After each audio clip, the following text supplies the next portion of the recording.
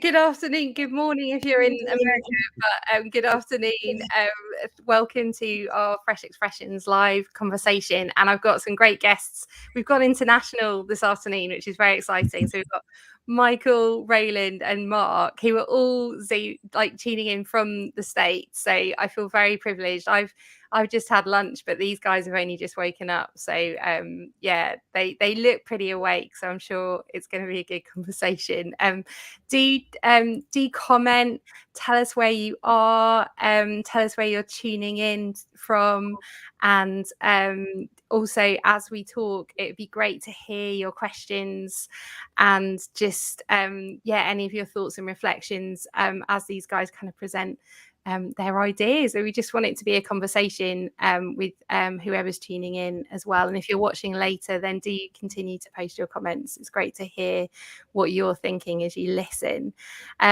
So welcome to Fresh Expressions. I'm Lizzie. I work for Fresh Expressions in the comms section, and I'm based in Liverpool, and I run Story House, which is a coffee shop, a charity, and a fresh expression of church. And I'm going to get my guests to introduce themselves, and then we'll kind of move on to the conversation. So Michael, obviously you're not actually at home at the moment, you're on location, aren't you? But can you just introduce yourself? Where are you based? What kind of things are you up to? Yeah, thank you, Lizzie. It's so good to be part of this conversation. I'm humbled and honored to be here. I'm currently in New York City, but my home context is Florida, and I'm the director of Fresh Expressions for the Florida Conference of the United Methodist Church, and then I serve on the Fresh Expressions U.S. national team as the director of remissioning on that team. And then we have a House of Studies, the Fresh Expressions House of Studies at United Theological Seminary in Dayton, Ohio. And then alongside all that, my wife and I are co-pastors of a network of little Methodist churches all over North Central Florida, and a mix of Fresh Expressions and a blended ecology. Amazing. Right, so you're quite busy then. A little bit, yeah.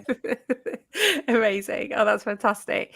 What's great is now with Fresh Expressions as a movement, it's growing so much. We've got obviously Fresh Expressions in the US, but there's so many different countries that are involved and kind of growing Fresh Expressions of the church where they are. And it's great to have you here. And there's an international learning community for Fresh Expressions leaders around different nations. So be encouraged. It's always great when we're part of a much bigger family, and it's always great to be reminded of that.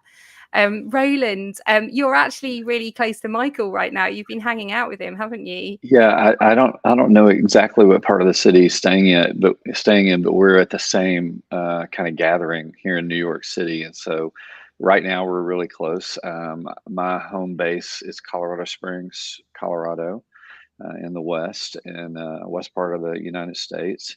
I have kind of a local focus and maybe more of a national focus. My local focus, I have a pastoral position at a church where I try to help guide and disciple people toward missional movement, toward this fresh expression type movements. And then we've also launched what we term a microchurch network out of our brick and mortar church, to help network other movements together in our city. And so I kind of give leadership to that. And then that's kind of what I do, boots on the ground, my own practitioner stuff that I do. But then I also give leadership to Forge America, which is movement. Most people may be familiar with Alan Hirsch, Michael Frost, and some of those voices. And so in America, we have an expression of that, Forge America, and I give leadership to that. And then I teach a little bit at Fuller Seminary as well. So. Amazing. Wow, that's fantastic. It's so great to hear all the different things you've been involved in. We've got a Jill Beck tuning in. Michael, is she any relation to you? Yeah. Yeah. So that's fantastic. Thanks. We've got people from Florida, New York, Cornwall, Norwich, in the UK. It's brilliant to have you with us. And then we've got Mark as well. Mark, introduce yourself. Where are you and what do you do? Yeah, Lizzie. Well, great to be with all of you, and Michael and Roland, good to see you again. I too am humbled to be part of the conversation today. Excited to be part of the author team for Red Skies. I'm in Little Rock, Arkansas. I don't think I'm used to being called an international, though. Michael, Roland, we're probably not used to being called internationals here. So I'm going to wear that as a badge of honor for the next hour. But in Little Rock, Arkansas, I've been in full-time ministry almost 40 years. 18 as a student ministries pastor. 21 years ago, I started a multi-ethnic, economically diverse church in the urban center of Little Rock, Arkansas.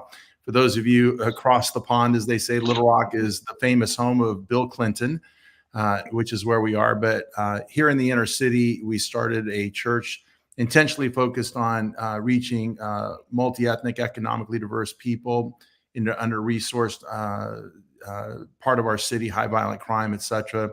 So 21 years ago, we started that church. 3 years into that, my friend and colleague, Dr. George Yancey, now at Baylor University, African-American sociologist, formed a network called Mosaics with a X, Mosaics Global Network. Actually, there's a Mosaics network in Europe in about 14 countries right now. Mosaics is over there, a team in England and Germany. But we started that to essentially aggregate an emerging movement to advance and catalyze that growing move towards multi-ethnic, economically diverse, socially just, and now financially sustainable churches that are culturally intelligent. So I've been doing that since 2004. In 2016. So I still have a role in my church. I'm no longer the senior pastor, and about maybe 80% of my time is spent advancing this movement here nationally and even beyond. And that's essentially what I do today and how I'm involved with this. Roland and I are friends. He's from Little Rock, Arkansas as well. And so we have a relationship that goes back that way as well. And I too, along with Michael, have a house of study at United Theological Seminary, an MDiv and a DMin to advance what we call disruptive church leadership, as well as a master's program at Wheaton College through the Billy Graham Center. Amazing. As a pioneer, I really like the term disruptive church leadership. It sounds quite rebellious in a cool way. There's a lot of people, I think, that are tuning in that would really kind of resonate with that. But no, thank you so much. I need to go to Little Rock. I've been to Florida, but that was Disney World, so it's not really real America. But I have been to Denver as well. But I need to obviously go to Little Rock. That will be my next on the list. So if you're tuning in, you might know about Fresh Expressions, you might not.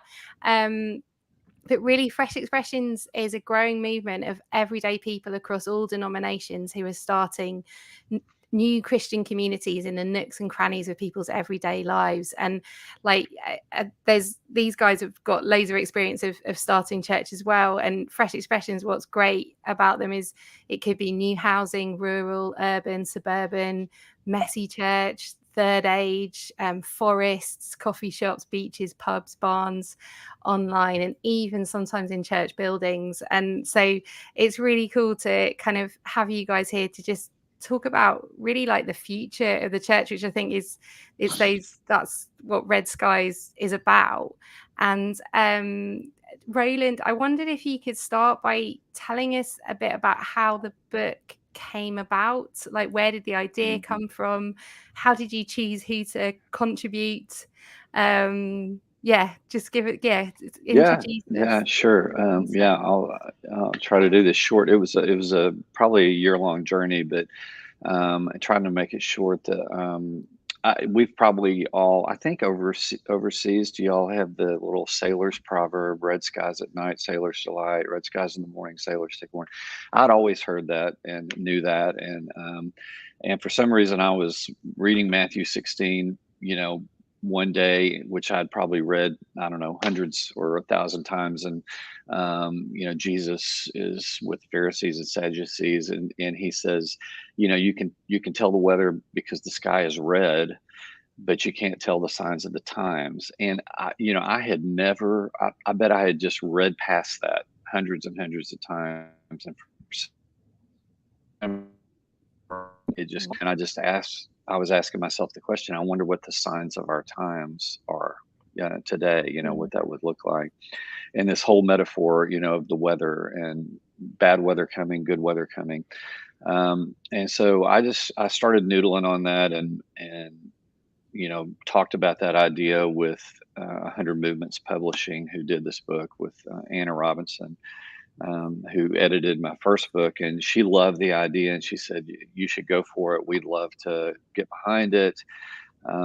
And so I just started listing out the signs of the times, and it was stuff like, racial reconciliation, or economics of church ministry and all the tensions that we're feeling there, or sexuality, issues of sexuality. And there are all these disruptions that all of us that are on this call right now, we all feel in whatever ministry we're in.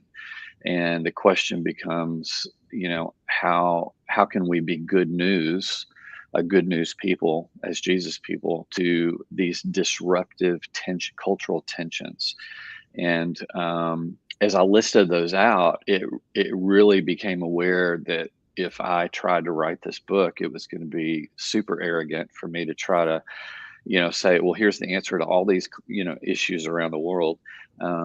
Or it was going to take me like 20 years to research it, and do it well. And it was actually one of the other authors in this book, Brian Sanders, a friend of all of ours, who I was talking to him, and he said, hey, you know some of the best voices in this, and so why not ask them to contribute and do it? And so it became kind of a multi-author project, really, because the scope became so big. And the way I picked authors is I picked the smartest people to write about this stuff. And even, there were some areas where I knew we had to have a voice. For example, eco-theology, the climate is a topic in the church and culture today. But I really didn't have anyone that I knew in that space. And so, like, Michael knew Tyler Kleberger and introduced me. And so some of those kind of things happened also. And it was amazing. I really feel like God directed this book to kind of happen, because trying to wrangle these 12 names and on their schedules, their speaking schedules, and all the other stuff that they're doing, and get this thing, it was done in 18 months. And so, which is pretty phenomenal. And I think it turned out really well, so that's really how it came about.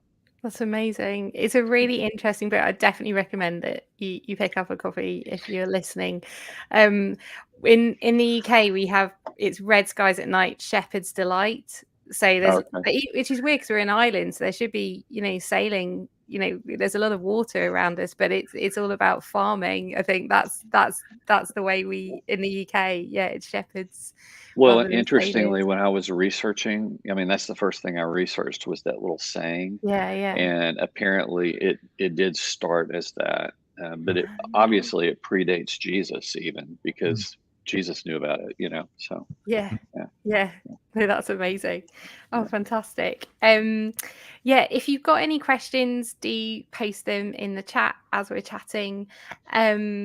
So Roland, like you wrote the introduction to the book, and just kind of wondering, like, also, where did this book fit with COVID? Was it something that came out whilst you were in lockdown, you were thinking of what to do, or was it, where does it fit with when you were writing it and the pandemic? Did that have a part to play? Well, I mean, it was kind of happening as COVID was happening. The development of it was happening while COVID was happening. And we actually, if I remember right, guys, Mike can help with this, but I think we sent out kind of a paper to say, here's kind of the guidelines for chapters or whatever. And one of the things we said was, don't just think about post-COVID. I mean, post-COVID obviously is a thing that we're all kind of thinking about, but this book, hoping to do is to talk about meta narratives for the church. And so when you look at these cultural issues, which these two guys will talk about, what they wrote about, it's like what's the 30,000, 40,000 foot view of that topic, and how the church can engage, interact, do ministry, in spite of. And so, and with that big question of how can we be good news, to that topic or that issue. And so COVID was happening, but we were actually trying to raise the plane up to a bigger level and kind of look at the next 20 years. We talked a lot about the next 2 decades for the church. And so there is some things about COVID in here, but I think it's more from the aspect that COVID probably escalated some things that we were already sensing. I know Mark was already doing work. He had already written a book on what he wrote in here. But COVID has escalated some of those economic tensions for churches and stuff, and so, I think COVID played a part, but I think these things were already a force that was in motion, Definitely. I mean, definitely in the UK, and Mark, I think it's going to be really good to hear from you, because in the UK, that financially, like, COVID has really accelerated the situation. A lot of churches, especially denominations, were already kind of struggling or like looking forward and thinking, how are we going to pay for this? And then it's just kind of fast tracked and accelerated that kind of journey towards those questions. So it'd be really great to talk about that. What we're going to do first, I'm going to go to Michael actually, and your chapter was about contextual intelligence, and you've actually written a book on that as well, haven't you? I think, is that right? Yeah. Yes. But whether you could unpack a little bit about kind of what's in that chapter and why you think contextual intelligence is important for the church, especially in approach to mission. We'd love to share some of your wisdom. Sure. So it was really exciting to write that book, Contextual Intelligence, with my mentor, Leonard Sweet, who's been thinking about this and writing about it longer than I've been alive. I think probably the first time he mentioned it was in the Gospel According to Starbucks, but no one had ever really written and provided some theology for it. So when Jesus has given us that little saying of red sky at night, so, he's actually drawing from this larger Hebrew tradition of what we call contextual intelligence. But you can kind of trace that back to this mysterious tribe called Issachar. We actually wanted to call that Issachar secret, but then we realized most pastors don't know who Issachar is. So we needed to back off a little bit on that.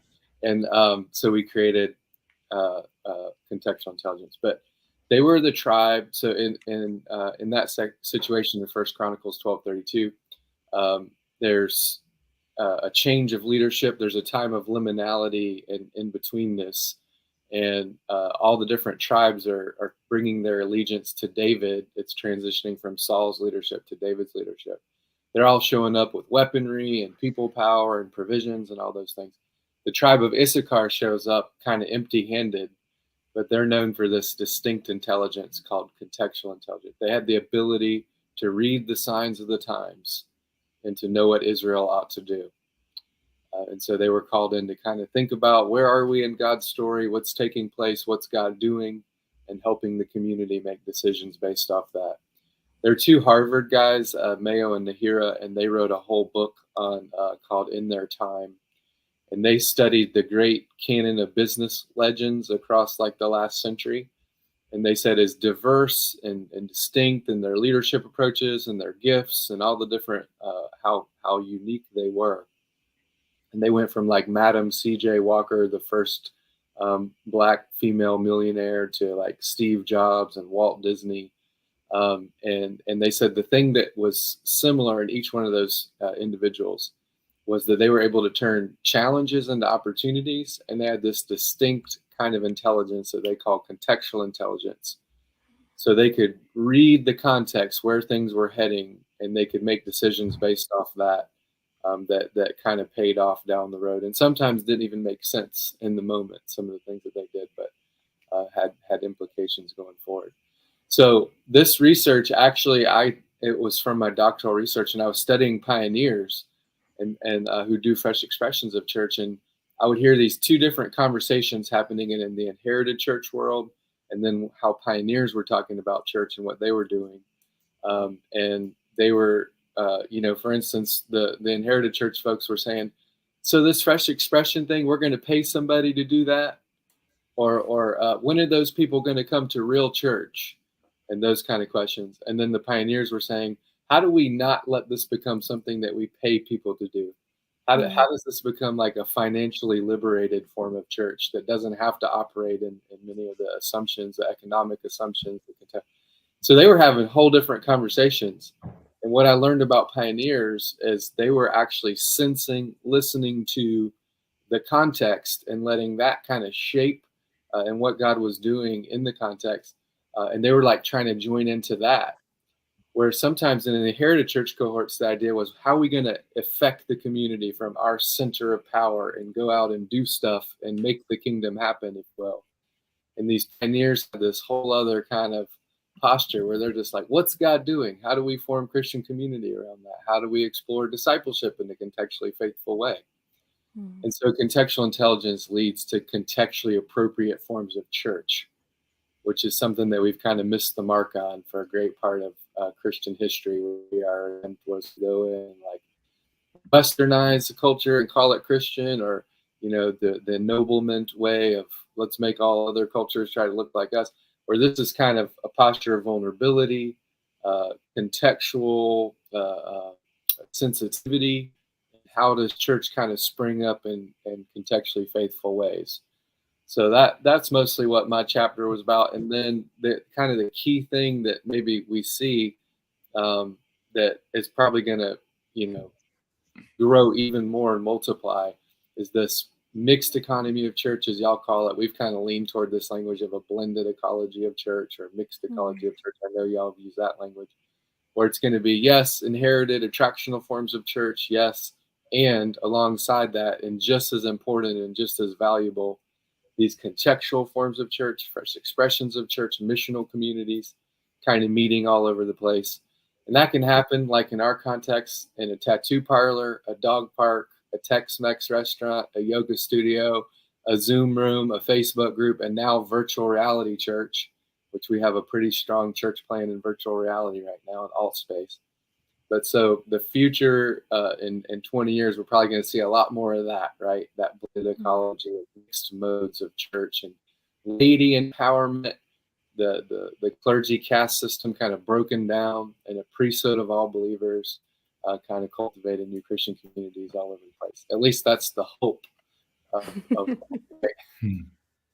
Amazing. It's brilliant to kind of hear that. And I think like if people are tuning in who like are part like practitioners, like fresh expressions practitioners, they'll probably be like nodding their heads and kind of agreeing in that sense of the context is is kind of what shapes so many fresh expressions, and just listening as well.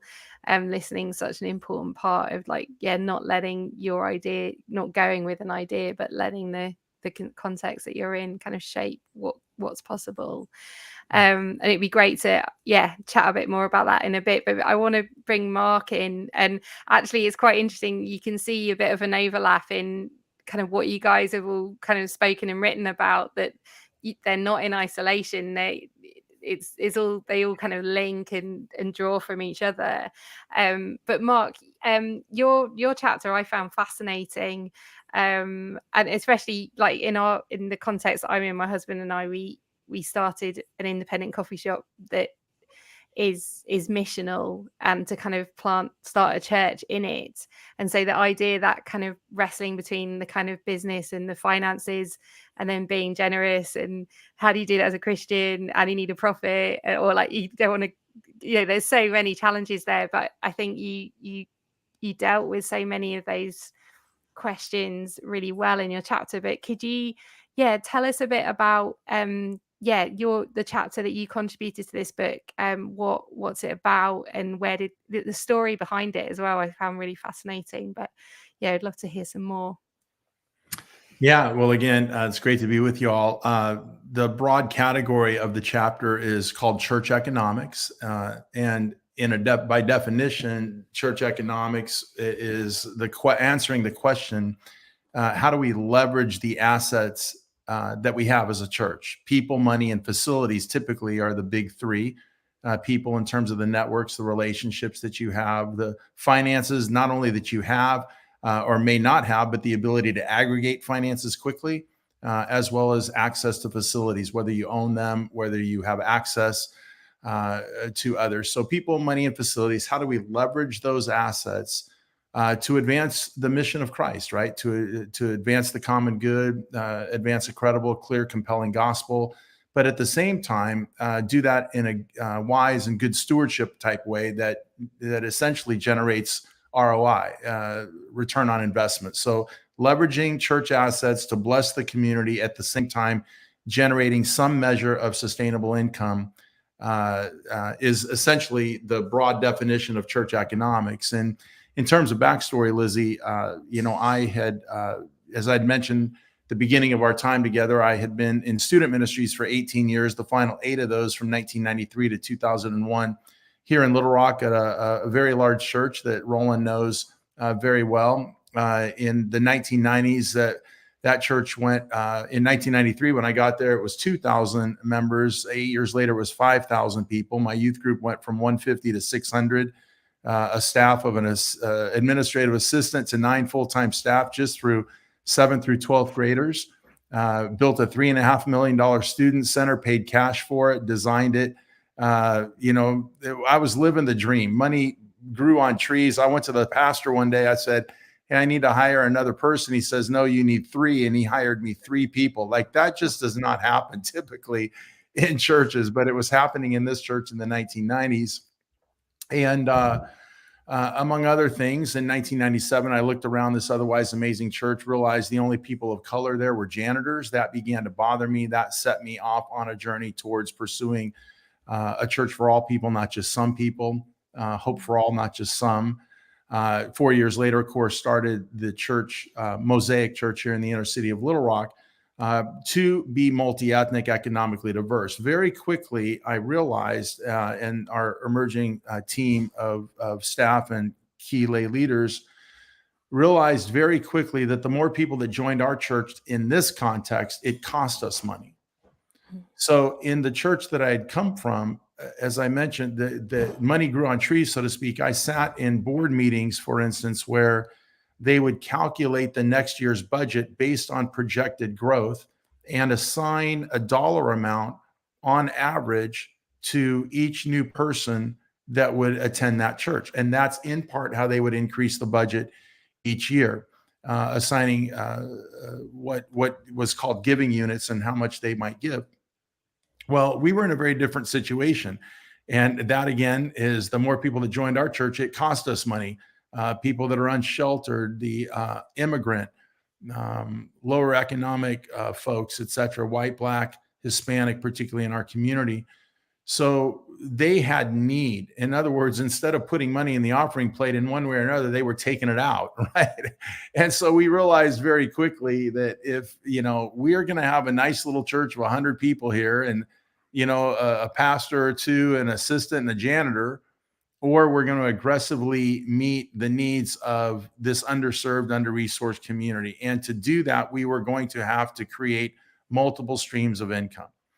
And what I mean by multiple streams of income is that typically, of course, a church is funded by tithes and offerings. I'm all about tithes and offerings, those who are part of the church and giving generously and all of that, for sure. But we realize that tithes and offerings alone, just like in the United States, in our context, a single paycheck coming into the household no longer allows that family to live a middle-class life.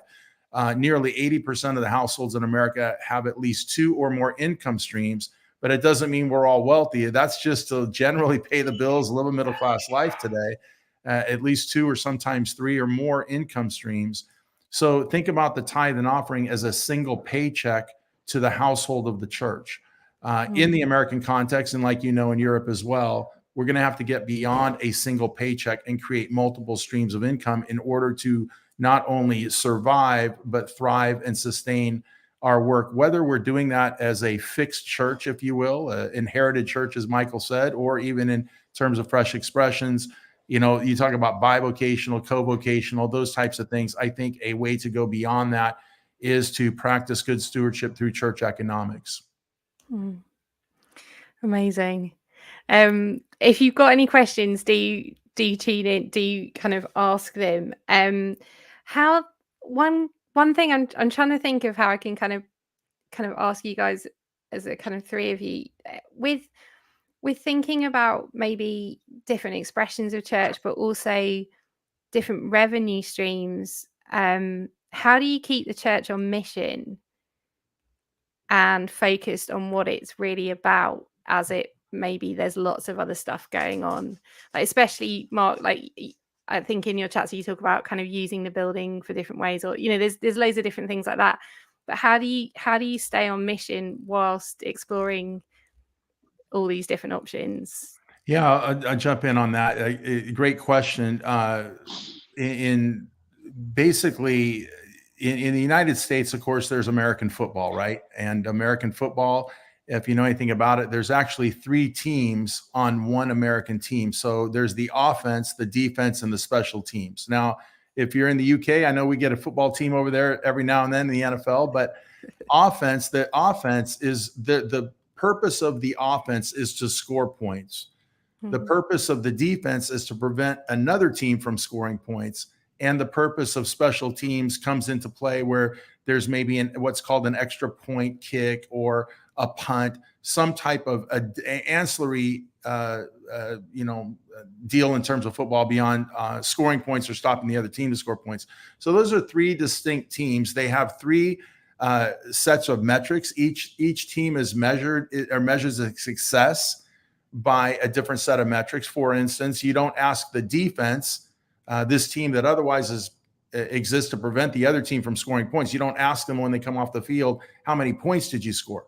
That's not a measure of their effectiveness, right? So each team plays essentially a separate game. Yes, it's all American football, but offense is a very different game than defense, is a very different game than special teams. The players who play those games specialize on those teams. In other words, an offensive player doesn't play defense. A defensive player is not typically on special teams. So the players are different, the coaches are different, the game plans are different, the metrics are different, and they are 3 distinct teams playing synergistically for the good of the whole. In other words, to win a big game, you can't win with just a great offense. You can score a lot of points, but if you can't stop the other team from scoring points, you may not win, right? Or special teams might fail in the final seconds of a game by missing a kick, or a punt goes awry or something like that. So to answer your question, what we advocate in terms of church economics is establishing 3 separate teams led by 3 separate coaches, if you will, playing 3 separate games with 3 separate metrics, et cetera,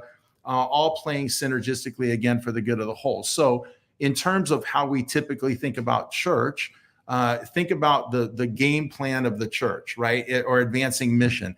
Well, evangelism, discipleship, in all its expressions, of course, inherited church, missional, whatever. But we're expressing the gospel, seeing people come to Christ, discipling, caring for the sick, all those types of things, that doing children's ministry, worship, all those things. Consider those the spiritual playbook. Put all of those plays, if you will, in the spiritual team. And of course, that's going to be led by pastoral types, ministry leaders that we would typically think. But then the second team is a team we call the social team, meaning justice, advancing compassion, justice, mercy in the local community. That's the game they play, typically led by social workers, MSW types, people that have a heart for that. So our food distribution, our clothing distribution, working with at-risk kids, kids who age out of foster care, in a variety of ways, prison to work pipelines, all of that work, instead of having all of that work under the auspices of a church, we have that under the auspices of a separate, in the United States, a separate nonprofit. That nonprofit set up to receive local, state, and federal grants led by executive type, MSW types that are advancing the social work, if you will, in the name of Christ. And then the third team is the financial team, again, leveraging assets to generate profitable income. In your case, Lizzie, maybe it's a coffee shop that is set up as a for-profit business, but in some measure, whether through renting of space, whether through return of some measure of donation, going back to the church. So that's the for-profit LLC type. In the United States, we call those LLCs. But those are legitimate businesses that are earning money, leveraging assets, whether it's a facility, people's money, et cetera. So the church brings in revenue through tithes and offerings, the nonprofit through grants and donations, and then the third leg, the for-profit side, earning legitimate profit on business. And those are the multiple streams of income. Staying on mission then involves getting the right players into the right teams, if you will. So we don't want an offensive player playing defense or a defense playing offense. So getting the team set with the right players, the right game plan, the right strategy, and again, working synergistically across the three legs of the stool, if you will, to build a winning team. Amazing. That's really helpful. Like, I've got a load of questions about leadership. Michael, I was going to ask you in particular, but Roland, do jump in. In a sense, like mixed ecology is like a slightly different expression of like Mark's kind of what Mark's talking about. You've got lots of different things going on. Have you seen that work well? Have you seen any good examples of it at work? This kind of mixed ecology. Absolutely, yeah. And I love Mark's metaphor, and to kind of live into it a little bit more. Sorry that it's a primarily American metaphor, but it's okay. I feel like, so I'm a local church pastor, and I pastor a traditional congregation, United Methodist, 2 of them actually, 1881s, it was planted and all that. So I'm working from that center, right?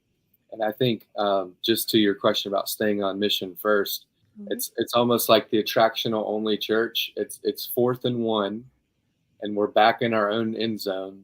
And the only thing it feels like we can do is punt, because all we've learned to do is play defense. Like, let's hold down let's grow, let's take care of our existing community. And we have no idea in the inherited church how to go on mission. So like as a Methodist, I'm part of a movement that's, almost 400 years old, but kind of like lost its steam 350 years ago, maybe. And we've been like riding the wave of whatever that was. But we've lost all those movemental dynamics. And so we're kind of like holding down our end zone, taking care. So this fresh expressions way, contextual intelligence, all the ways that Mark has opened up this conversation for the whole church around how finances work. And that gives us an offense. It gives us a way to get out on the field. It gives us to not have spectators either, but to invite everybody to come be a part of the church, a church where everybody gets to play.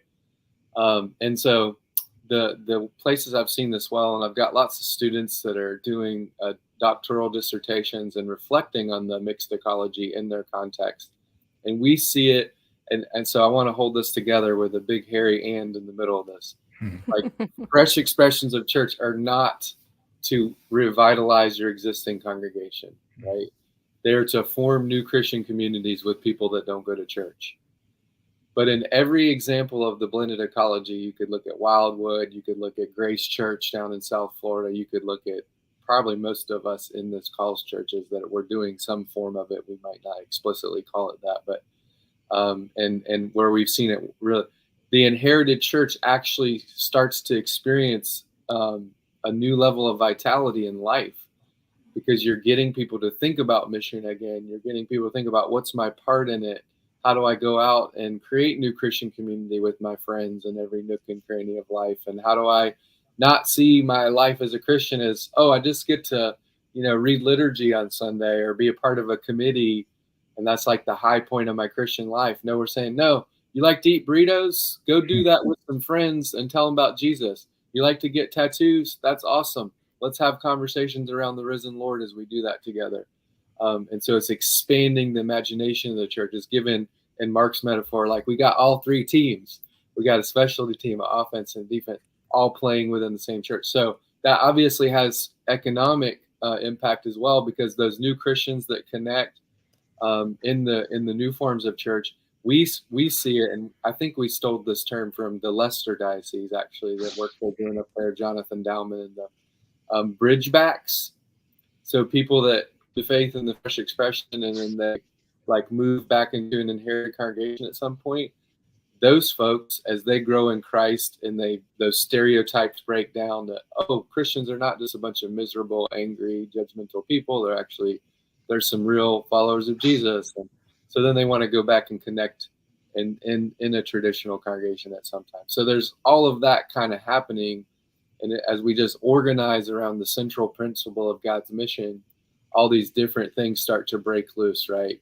Inherited church folks being sent out into the community. People were connecting within the community, finding life back in traditional churches, and kind of everything in between. So I think the final thing I'll say, and I'll shut up, is just the way that we train leaders, and the way that we don't really have a good way to train on our side of the pond, speaking for the U.S. context, to train pioneer leaders. All of our systems are aimed at, how do we form these causal logic type people who can create vision statements and 5 easy steps and here to fulfill this, rather than those effectual reasoning processes like that expert entrepreneurs use, where we just kind of go out and we experiment, we iterate, we try stuff. Oh, that didn't work. We go over here and try this.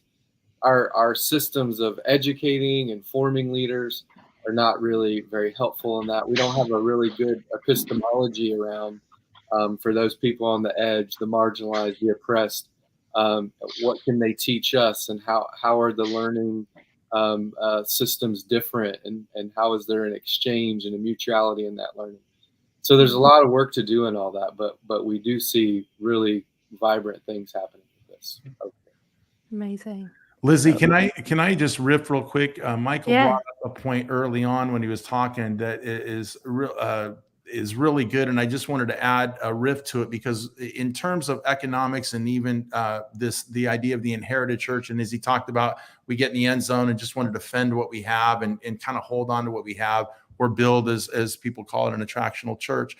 The one thing that I think is really special, beautiful, whatever you want to say, but very important to the conversation of church economics, is by pursuing this vision of creating multiple streams of income, it helps you avoid compromising your message and your mission. You see, because at some point, whether it's Fresh Expressions, missional, inherited church, at some point you're worrying about, how do I pay my bills? Like, whether you're the leader or for the collective whole, there is a very real pragmatic issue. How do I pay those bills? And what people, certainly in the United States for decades, to keep that big giver in the church, I got to placate that big giver.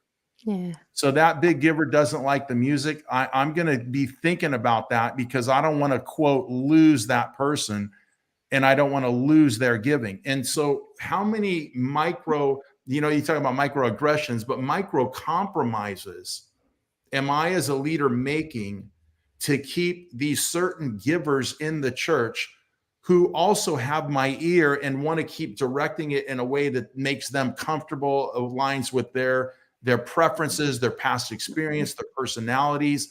And again, for the pragmatic, just the sheer pragmatics, pastors end up making, in my opinion, many pastors, not all, but they're going to compromise and make micro compromises of their mission message to keep those folks in. When you practice church economics in the way we're discussing, certainly in this chapter, or some of the things Michael was saying, I don't need your giving. God bless you. You don't like it, God bless you. Go in peace. Because I'm not going to compromise my mission to reach all people, not just people who look like you, so I can keep your paycheck in the church. We'll generate income literally right now, today. As soon as I get off this call, we finished 2 grants. One we've already been approved for, $4 million from the state of Arkansas, and another $6.4 million going out the door, which we know we're going to get at least half of that. All of that happens because we have the 3 teams. And therefore, if you want me to compromise my mission and message to placate your past experience, personalities, and preferences to keep your check in this church, I don't need it. God bless you. Go in peace. And I think that's an important thing. So it's not just to generate revenue, but it's to avoid compromise. Yeah. Go on, Roland. Yeah, I was going to give you one before these guys' books. The church I'm part of, we were actually doing what Mark is talking about, probably back when he was writing his first church economics book. But when I became part of this church, I found out that we rented our building to a school when I came on staff, and I assumed the first thing I assumed was that it was probably a faith-based school, or maybe, the school was part of the church, but that wasn't the case at all.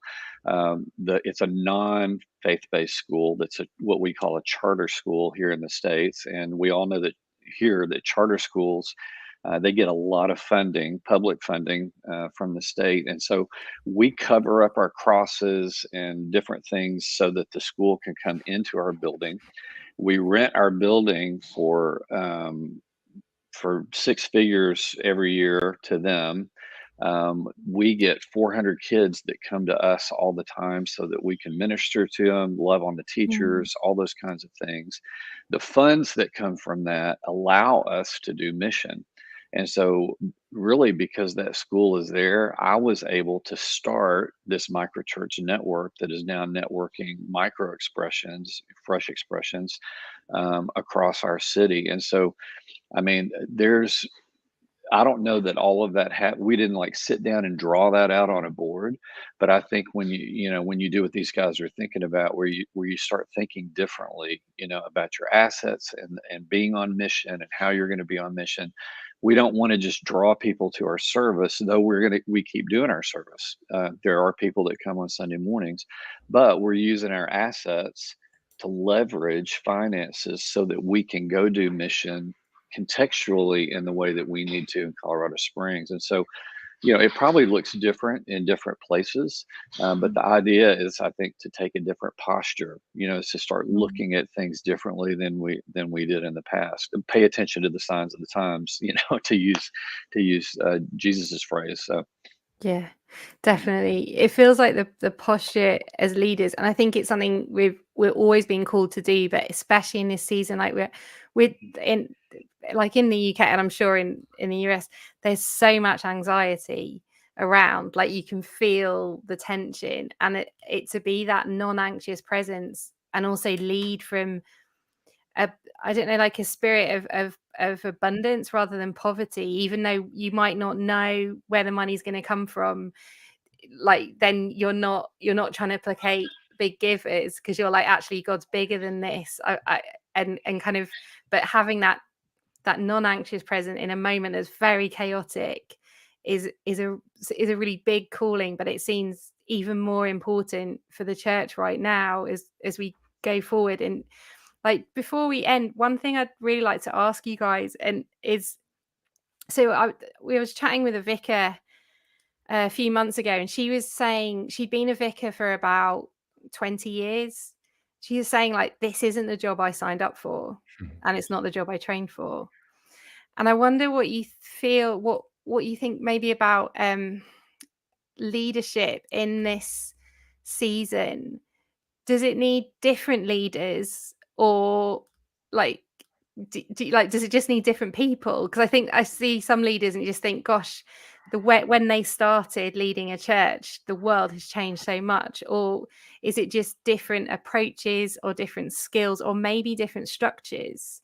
I don't know. I know, Mark, you talked about visionary managers rather than the kind of autocratic managers in your book, and we talked a lot about collaboration and teams, and like I think Tim, Tim's in the UK. All these American football metaphors are confusing me. So the challenge is, can we talk about it in it, like using another metaphor as well? But yeah, what's your, I suppose, encouragement, but also challenges for people in leadership right now? Mm-hmm. What do you think is being required of them in this season? Well, if you're asking me, or I'll weigh in real quick, I've actually had some thoughts about that. I was working with a large Christian college in the West Coast yesterday. We were talking about this. A way to think about this may be to understand, and you can Google these terms, the difference between fluid and crystallized intelligence, which is an intelligence that was developed in 1963 by, I think his name was John Cattrall, if I remember right. But look up fluid versus crystallized intelligence. And fluid intelligence is something that starts in adolescence and really is at birth, but it's something that gains, it's your ability to be flexible in sense to understand the moment as Michael was talking about earlier. But fluid intelligence is something that it has to do with being able to very rapidly to be flexible, to perceive, draw inferences from relationships or context in the moment. And it grows to a certain point. But what these guys charted, at some point you lose that ability, fluid, and it transfers to what's called crystallized. So crystallized knowledge essentially is when you get to a certain age and stage of life, you're looking back, you're looking at facts, you're looking at past history, et cetera, to inform you going forward. But fluid, when you're younger, like in you're 25 or 30, you don't have all that past experience. So you're still learning and you're adapting and you're being flexible. Maybe we call it entrepreneur. So there's fluid and crystallized. You need both. That's the point. You need both. I think the vicar that you're talking about, when I heard you say that in the context of fluid versus crystallized intelligence, I didn't sign up for this. In other words, if you're at a certain age, like I'm 60 years old, okay, I have crystallized knowledge now. And it doesn't mean crystallized knowledge, by the way, is something you keep building over time. So it's not like I'm fixed. I can't learn anything. No, crystallized knowledge, if played right, you continue to learn. But here's the point. A lot of people get fixed. And so they kind of got it down. They know they've lost that fluidity. They've lost that, if you want to say entrepreneurial, like, whoa, I got to read the times. I got to figure out what's going on. I got to try things like Michael was suggesting. And you lose that because now I've kind of got it down. Mm-hmm. So when the vicar, I'm not saying this is true for her, but perhaps if we pull it out, what she's really saying is I had it down. Mm-hmm. I learned, I grew, I went through my fluid phase. I'm set and I knew how to play this thing out. And all of a sudden, the game changed, right? Who moved my cheese? I think somebody wrote a book, right? And so what's required then, in my opinion, using this idea of fluid versus crystallized intelligence, is those of us who've achieved a measure of crystallized intelligence, we've been disrupted. And you've got to go back and recover and almost put yourself back in a learning mode, in a growing mode where you're learning, you're growing, you're seeing things, you're trying things. This woman yesterday at a Christian university, I thought this was so good. She said, because she's at a point, high leadership, whatever, probably in her 60s. She said, it used to be that young people came to institutions to be shaped by an institution. Now they come to shape the institution. Okay. In other words, they come, I'm going to change this place. Well, you're 19 years old. You see what I'm saying? You're 19 years old, but you think you're going to go change this institution. We're going to change this church, but you're still in a fluid situation. And the crystallized, so you need both. Those of us that are older with crystallized got to put ourselves back in fluid, bring others in who are younger to challenge and embrace and empower. And at the same time, younger people need people with crystallized intelligence, because a lot of the things you're going to try, we can help you work smart, avoid mistakes, gain competence. And again, it's a both and, not an either or. Amazing. That's so helpful. T, she said as well, thank you for that.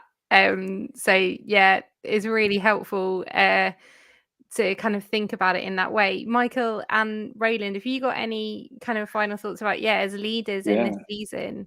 I mean, I was thinking about a conversation actually Michael and I had together yesterday at this conference we're both at here in New York. But I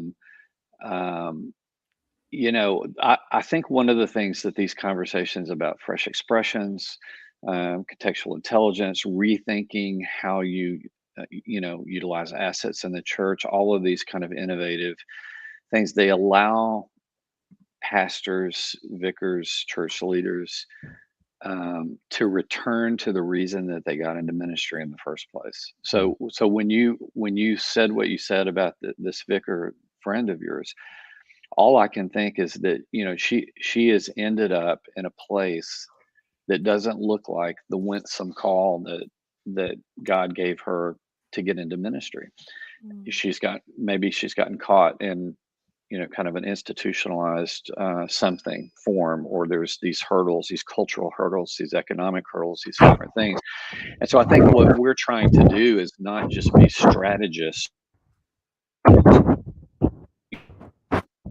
We're to your church, but actually what we're trying to do is free pastors and church leaders to return to the heartbeat of why they've got into ministry in the first place. So it's to empower leaders, these apostolics and pastors and shepherds and teachers, to kind of do the thing that God called them to do. And I keep coming across pastors in my own context, like with Forge America and some of the things I do, where they are tired. Their fear is probably the biggest thing that's out there right now. How am I going to keep doing what I'm doing?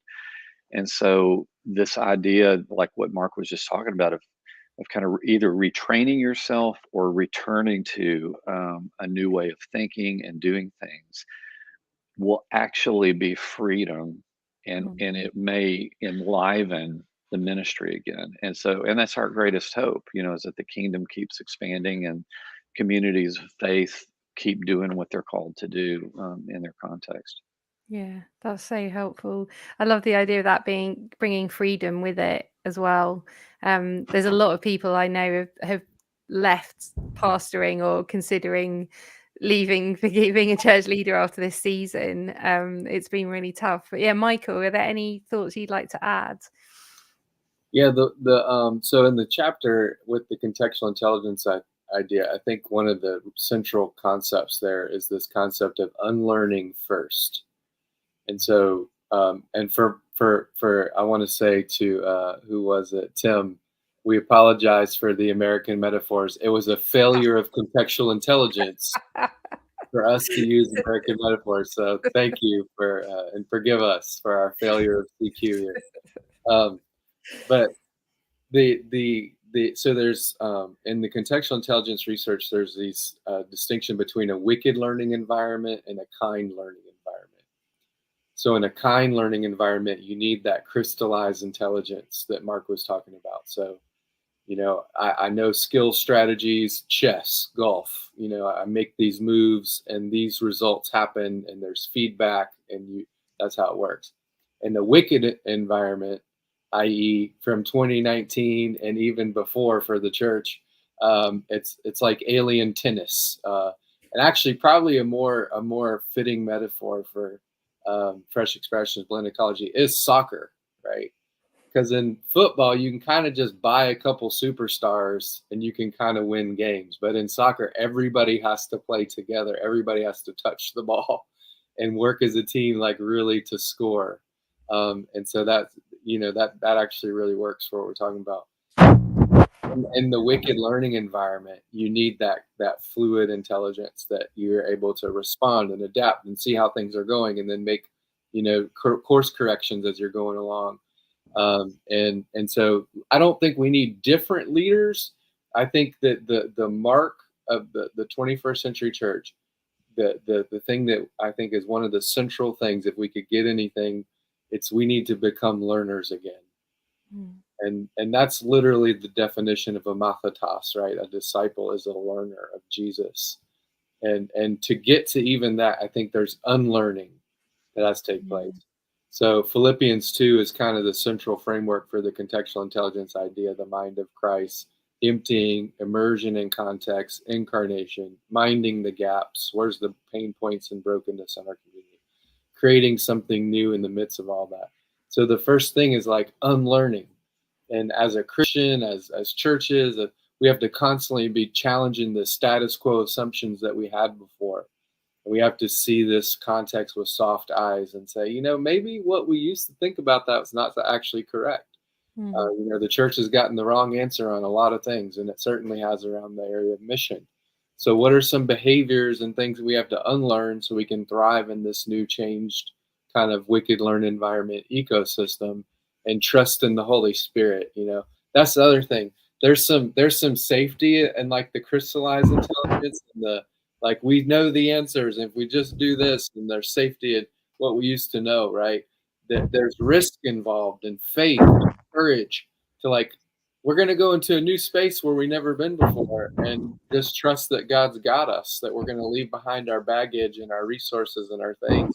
We're going to enter into the world of our other and see what we can do with that full posture of vulnerability, right? So unlearning and learning and kind of, figuring out what to do in this new mission space, I think is really important.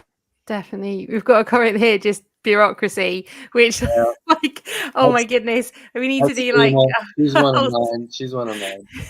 I think that's what's great about when you've got these smaller expressions of church, there's a freedom and a flexibility, and you can adapt so much quicker. When bureaucracy, if you're in a larger institution or a really large church, then that relearning and that posture of humility is so much harder to act on, or for everyone to be on the same page on that. And I know with a lot of Fresh Expressions practitioners in the UK who are connected with larger institutions, that is one of the huge battles,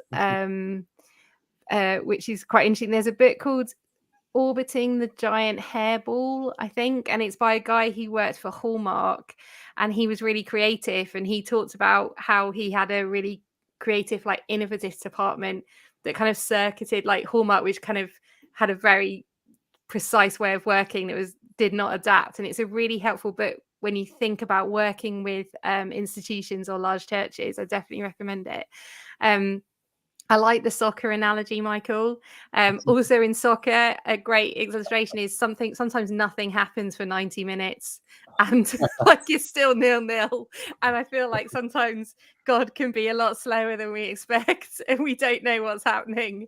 And you can't kind of control the outcome. So there's that planting that seed, and it takes a while to see the fruit sometimes. So maybe English football is an example of that at times. I know that's a criticism, that sometimes it can be quite dull when nothing happens. But we've come to an end of our conversation, and it's gone really quickly. And I'm so grateful for the time and thoughts that you've shared.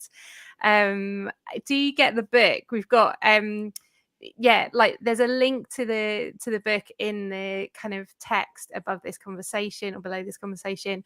So do get a copy of the book. It could be a really good book to read as a community or a small group, and to kind of discuss as a team, maybe in your context, I think kind of what is God saying to you in this moment. If you want to kind of stay connected with Fresh Expressions, find out about what we're doing, resources, events, then you can sign up for our newsletter. That's the best way to do it. And hopefully that will come up on the chat soon. But just thank you so much, guys. It's been great to kind of virtually meet you all and have this conversation. And it's been really beneficial, I'm sure, to a lot of people. So thank you very much. It's been a lot of fun. It's been great. I've got so many more questions that I could ask you all. But maybe I think Fresh Expressions, they should pay for an international trip and then we can for us to hang come out. over there, right? Yeah, For all you of come us to to come over Liverpool there. anytime you're welcome to Liverpool. Yeah. But yeah, thank you so much. Thanks for tuning in. We've got the second part of this conversation next Wednesday at 1:00 with some more contributors to this book, Red Skies. So do tune in for that. And I will say to those that are on the call or going to watch this, it's going to be Brian Sanders and Mike Frost. So you don't want to miss these guys. They're incredible thinkers of ecclesiology and church, and amazing. It'll be great. Fantastic. Yeah. Thanks so much. Thanks for your contribution, guys. We'll see everyone next week, but that's goodbye for now. Thank you. Okay, see ya.